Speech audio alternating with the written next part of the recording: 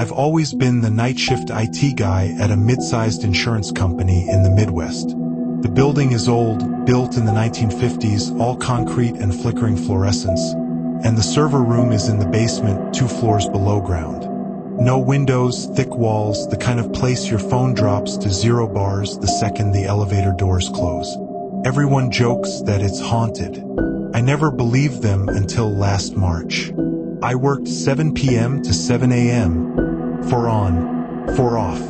Most nights were quiet. Run backups, patch servers, drink terrible coffee, watch YouTube with headphones. Around 2:30 a.m. on a Tuesday, the motion sensors on the 3rd floor started tripping. The alarm panel lit up like a Christmas tree. Every single PIR in the East Wing going off in sequence, like someone was walking the hallway. Security cameras showed nothing. Empty corridors, chairs exactly where they were left, not even a paper fluttering. I figured it was a bat or a mouse in the ceiling tiles again. Happens sometimes. I muted the panel and went back to my video. 10 minutes later, the same sensors tripped, same order, same speed. Then again, and again. Exactly 9 minutes and 43 seconds apart. I timed it. After the 4th cycle, I called the on-site guard, Manny. He was asleep in the lobby. He grumbled, grabbed his flashlight, and went up to check. He radioed back 5 minutes later sounding weird. Hey, everything's fine up here. Nothing moving. But the conference room smells like wet pennies. Wet pennies? Yeah, like blood and old copper. You coming up or what? I didn't want to, but policy says 2 people for any after-hours alarm. I took the stairs, the elevator creeps me out at night, and met Manny on 3. The smell hit me halfway down the hall. Metallic, thick, wrong. The big glass conference room at the end was dark except for the exit sign glowing red. We opened the door. The table was covered in pennies. Thousands of them. Old wheat pennies, stacked in perfect spirals that touched edge to edge across the entire 20-foot table. In the middle, someone had arranged them into a circle about 3 feet wide, and inside that circle every single penny was dated 1957, the year the building opened. The smell was strongest there. Manny whispered, "I was just here 20 minutes ago." Table was empty. We both just stared. Then my walkie crackled. Dispatch asking why we hadn't cleared the alarm yet.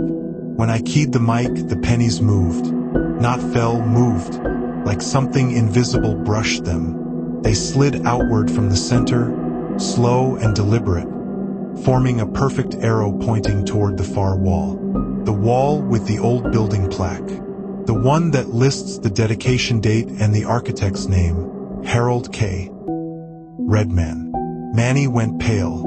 "Dude, my grandpa worked construction on this place.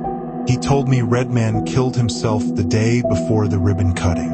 Hung himself in the basement with copper wire. They found him with his pockets full of pennies so the body wouldn't float when they dumped him in the river. Said they never found the body, just the rope and the coins." I laughed, because what else do you do? But it came out shaky. We swept the floor anyway. Took us 2 hours to bag all those pennies, 42 gallons exactly. Maintenance hauled them out at 6 a.m., grumbling about overtime. I wrote it up as unknown prank, possible copper theft attempt. Case closed. That should have been the end of it. 3 nights later, I was alone again. 2:47 a.m. My phone, which had 0 bars, suddenly got a text. Unknown number. Just 1 line. "You kept the one from my left eye." I almost dropped the phone, because when we were bagging the pennies, I'd pocketed one. Just one. A 1957 D in perfect condition, beautiful rainbow toning. I'm a casual coin collector. It was instinct. I told myself nobody would notice. I took it out of my pocket right then, held it under the desk lamp. On the reverse, where the wheat stalks are, there was a tiny scratch I hadn't seen before, shaped like a noose. I threw it across the server room, pinged off a rack and disappeared. The motion sensors on 3 started again. Same sequence. 9 minutes, 43 seconds. Over and over. At 3:15 a.m., the emergency lights kicked on. Blood red, and every monitor in the room displayed the same thing. Live feed from the 3rd floor conference room. The table was empty except for a single penny spinning in the exact center. Spinning fast on its edge, perfectly balanced. The camera zoomed in slow. You could see Lincoln's face was scratched out. Underneath, someone had etched a tiny eye.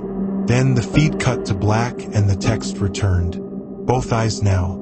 I grabbed my keys and ran for the stairs.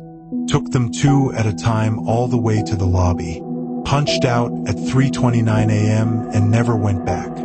Quit by email from my car in the parking lot. 2 weeks later, I got a package at my apartment. No return address. Inside was a manila envelope with exactly 42 gallons worth of pennies. Except one was missing. And a Polaroid of the 3rd floor conference room. The table was empty. On the glass wall behind it, written in what looked like dried blood, "See you tonight." I moved 800 miles away the next day. New job, new state, new number. I don't collect coins anymore. But sometimes, when it's really quiet and I'm working late, I still smell wet pennies. And every once in a while, at exactly 2:47 a.m., my phone buzzes with a text from a blocked number. It just says, "Found you."